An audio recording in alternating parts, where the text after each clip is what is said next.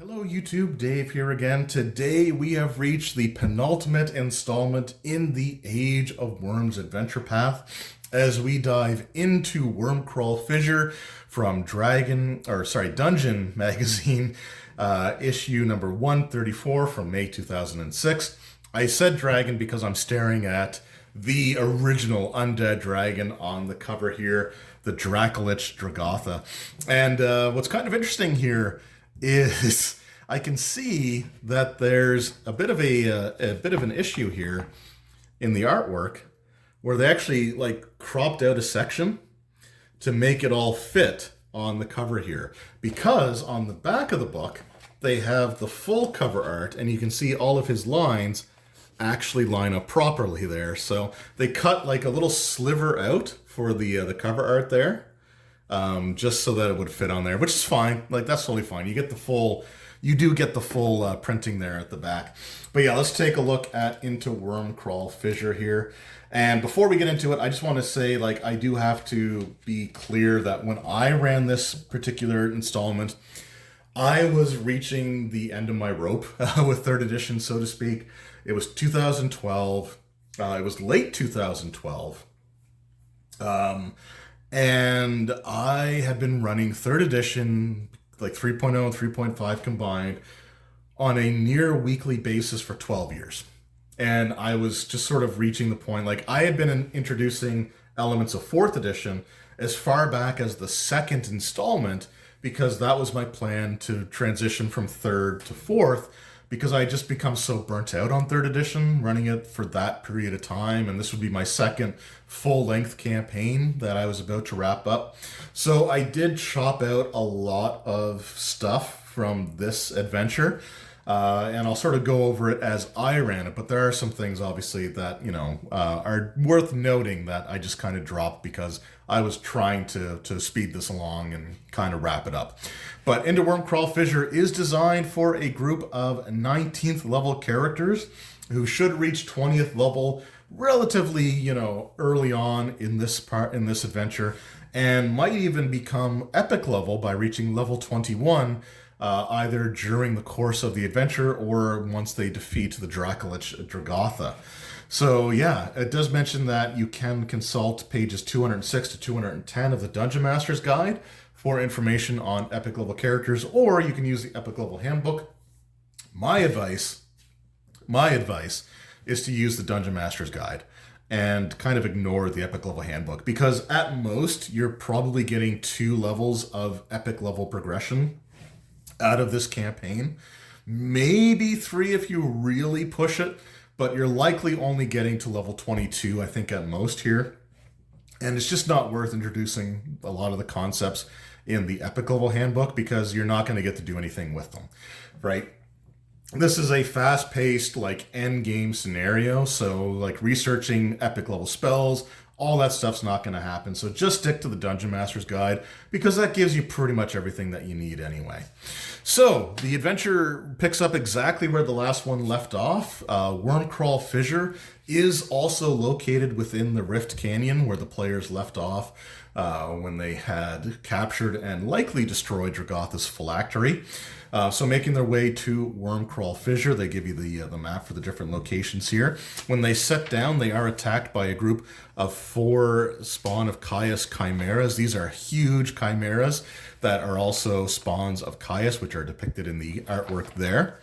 And then going from there, they make their way into Earth Cancer Gorge and the Apostle Caves. Now, this is a section that I completely chopped out. All I did was have it be a singular cave with 1 chamber, where inside you had Nevesk Nakar, the evolved Olger sorcerer, who has a bit of a grudge against the player characters for destroying the Apostle of Caius, the Olger from the Champion's Pit, all the way back in the 5th installment of the adventure path. But upon defeating Nevesk Nakar, the players gain whatever treasure that he had, which includes some items like a Sword of Life Stealing, a Rod of Withering, a Mask of the Skull, and an ever full purse. Now, this Everfull Purse is pretty important, not just because it's a magic item that allows you to place a single gold piece into it, and then overnight it will be replaced with 25 gold pieces, but because the purse actually contains a fragment of the spirit of Balakard the wizard, the same wizard that the players have been retracing his steps for several times, where they finally met with Lashona, knowing that Balakard met with Lashona before he came to Wormcrawl Fissure, where things went really, really poorly for him. We'll talk more about the spirit when a little bit later on in the adventure. Now, once you gain the first fragment of Balakard's spirit, it works similar to the Rod of Seven Parts, where concentrating on the aspect that you have will lead you in the direction of and the relative location of the other two fragments of his spirit. The second fragment is found in a statue of a wizard who was actually carved in the likeness of Balakard, and that statue was carved by the exiled Liland Bard and Sublime Chord Prestige class by the name of Zulshan. Zulshan was actually a former caretaker and guardian of an extraplanar highway known as the Infinite Staircase. And reading this, it was kind of neat to see the Infinite Staircase mentioned here, because the next 5th edition D&D book that's coming out, and I guess the final 5e book before the new 2024 core books are released, is Tales from the Infinite Staircase, or something along those lines. But the Infinite Staircase is involved there, and it's essentially like a reprint book of older, updated AD&D modules.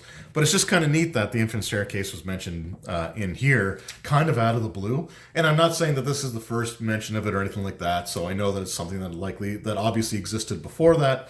But it's still cool to see it mentioned here. I'm just going to throw that out there. Now, Zulshan is not evil.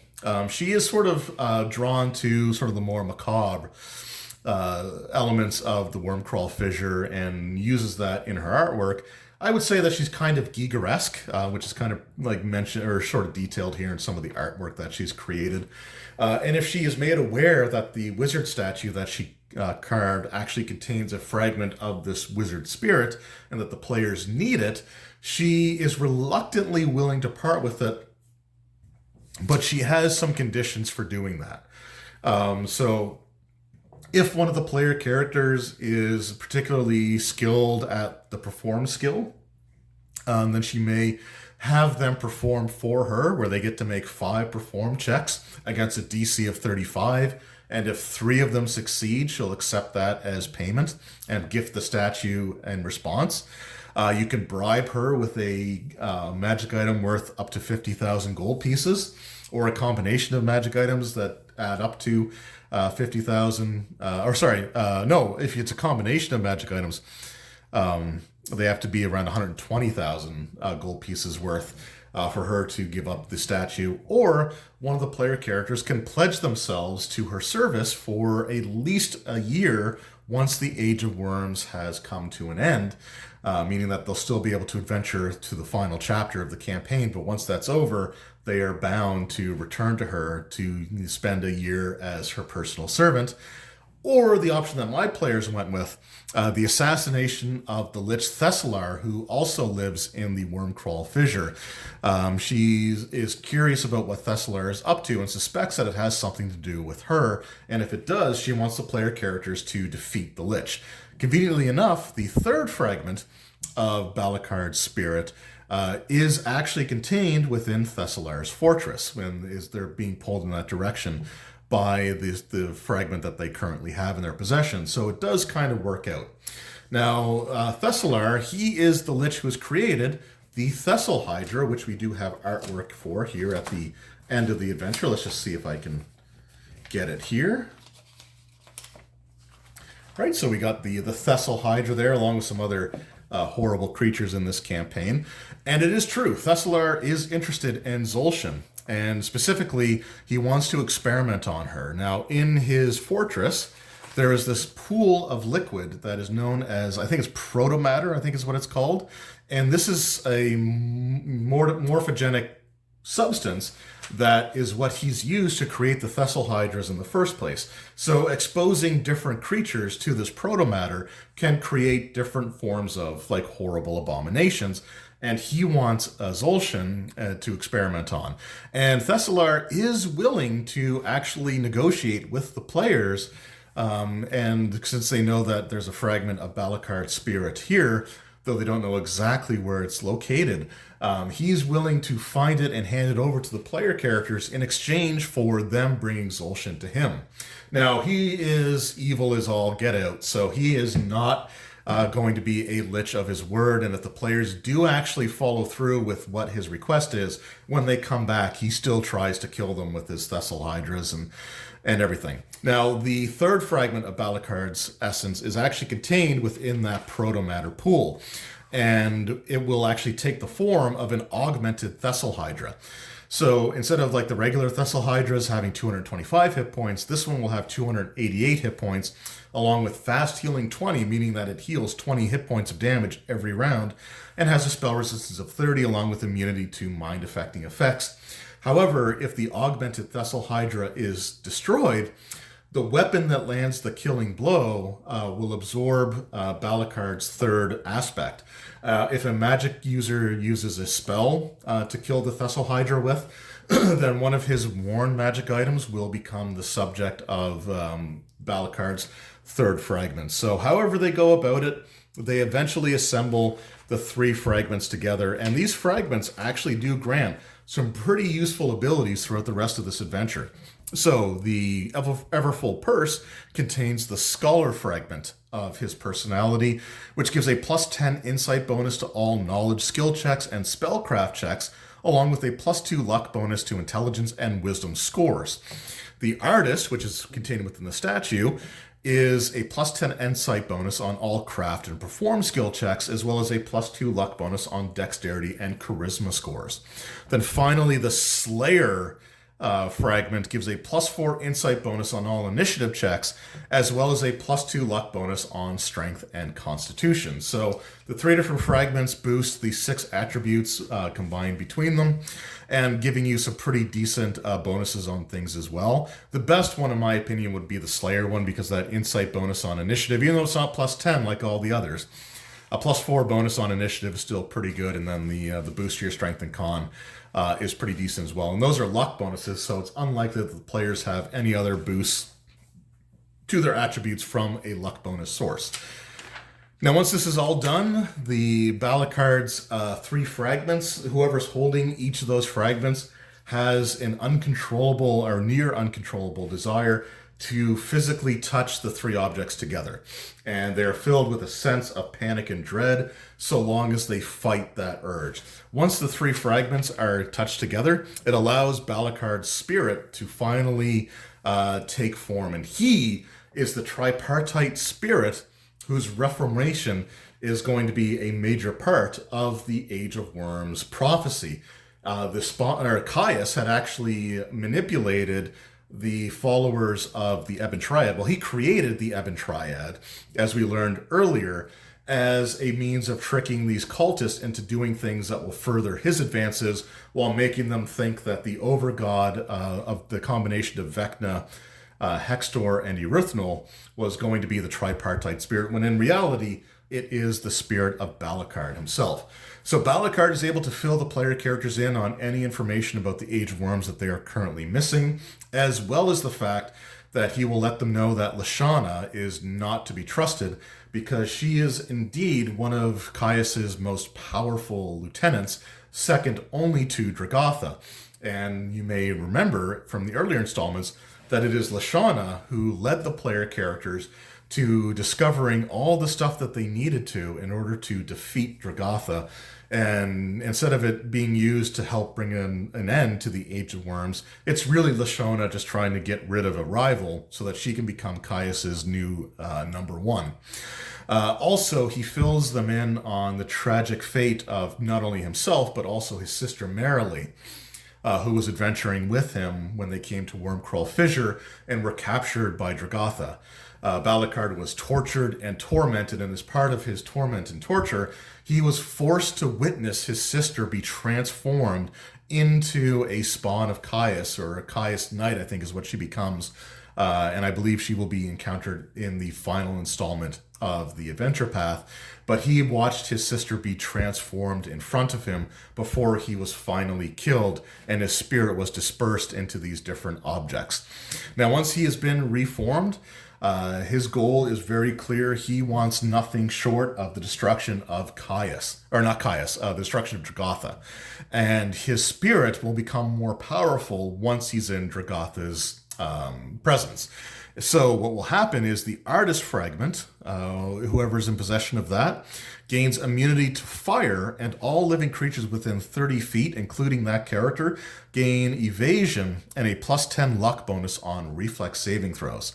The scholar fragment gains a +10 insight bonus on caster checks to overcome spell resistance, and their save DCs increase by 2, with all living creatures within 30 feet, including the caster, gaining an immunity to fear and a +10 luck bonus on will saves. The Slayer gains a +20 insight bonus on attack rolls, and all other living creatures within 30 feet, including the individual who has the item, gain immunity to paralysis and a +10 luck bonus on fortitude saves. Now, these bonuses only kick in when they are fighting Dragotha, not at any point leading up to that. The regular bonuses, though, from the 3 fragments of his spirit, those are continual throughout the rest of this adventure. So the characters with Balakard's spirit intact make their way to the Tabernacle of Worms, the door to which is sealed by a mystical barrier that can only be opened by an undead.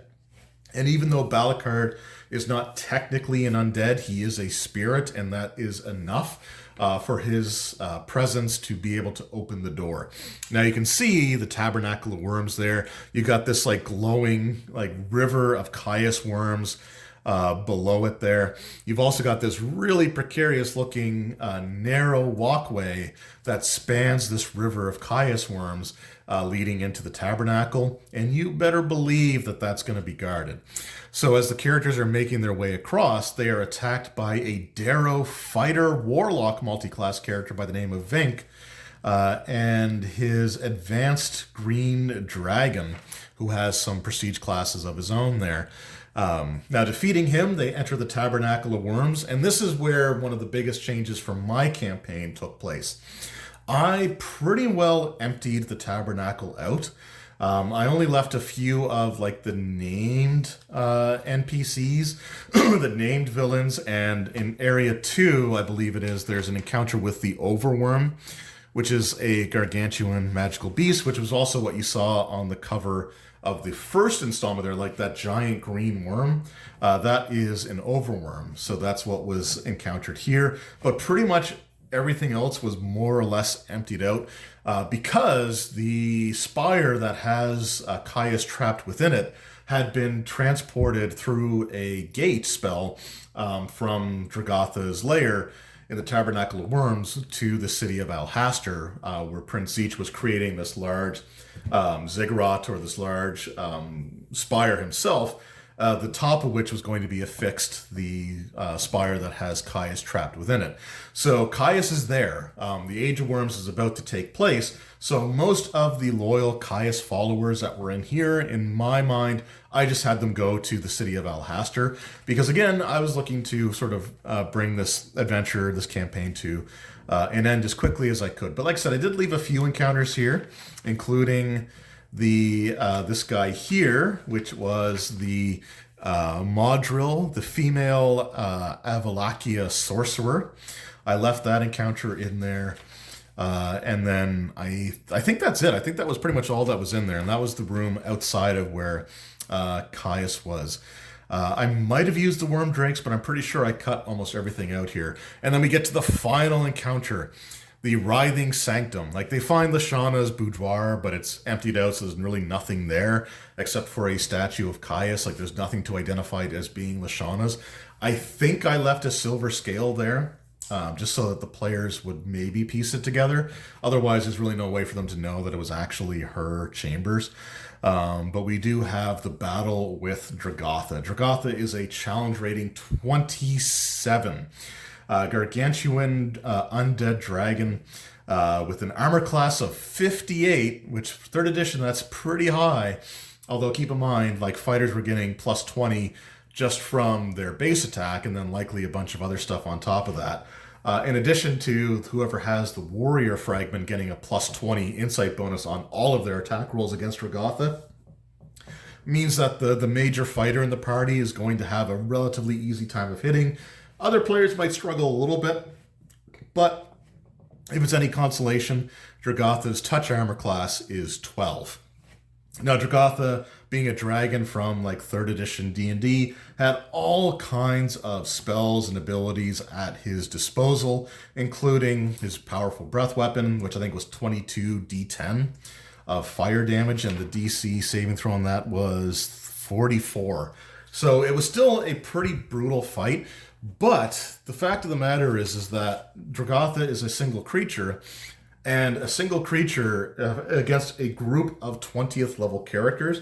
And my group, I think I had 5 or 6 players in my campaign, so I had a larger than normal group already. So Dragotha was only getting one activation, or one set of actions, for the group having all of theirs as well. So like, they could quickly pile on the damage, even against these numbers. It was a pretty tough fight. So where I'd already been implementing some ideas from 4th edition into the campaign, essentially what I ended up doing was maximizing his hit points and then doubling them to make him have more staying power. I want to say that I think I lowered his armor class a little bit to sort of compensate, so he'd be a little easier to hit by other characters, but I can't remember. I wish I still had the stat block that I wrote out for him, but I do remember that I had maximized and doubled his hit points, and it's a decision that I 100% completely stand by for a couple of different reasons. Number one, the players fought far fewer encounters inside their Tabernacle of Worms, so they had the majority of their resources available to them. They only had the fight with the overworm and the named worm-looking thing priest before they fought Dragotha, so it was a situation where they had like the majority of their resources. They weren't as tapped out as they should have been reaching this part of the adventure. They also had the buffs from Balakard and getting plus 10 on all of their saving throws. And the group obviously were aware of the radius and the area of effect, so they all tried to stay within 30 feet of each other at all times, so they gained the benefits of those, along with the plus 10 to overcome spell resistance, the low touch armor class, which was able to be exploited by the sorcerer in the party, or the war mage in the party, I guess I should say, along with some of the other characters. It made for an incredibly memorable fight, because with Dragotha having that many hit points, his staying power was tremendous, which allowed the combat to go long enough for the players to tap out and use the majority of their resources, taking on this menace of the original undead dragon. And it made for a much more memorable fight, in my opinion, because it's 12 years later, and the player that was in there, the players that were part of that campaign that I still have contact with now, they remember the fight with Dragotha, including the paladin who basically turned into Fallout Boy in the last few chapters of the adventure path, where the paladin died in every major encounter and just was kept being brought back and being brought back. I think it was the recitation. I think it was the no, it wasn't recitation.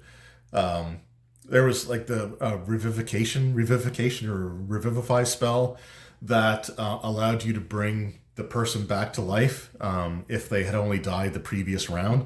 So the cleric in the party had pretty much all of their spell slots dedicated to that spell of that level for the paladin. But I just remember like the fight going on, the paladin being bitten by Dragotha, which is the what dealt the killing blow, and then having the miniature for the paladin being wedged into the mouth of the dragon throughout the rest of the until he was brought back, and then sort of rejoined the fight. And it was just a lot of fun. It was an amazing encounter. It was probably one of the most fun encounters that I had as a dungeon master, certainly up to that point, and for years to come. Like, the fight with Dragotha is one of my favorite and most memorable. And if I can find those pictures, I'll have to see if I can maybe tack them on to this video there. I remember the player playing the paladin, because his goal was to annoy one of the other players.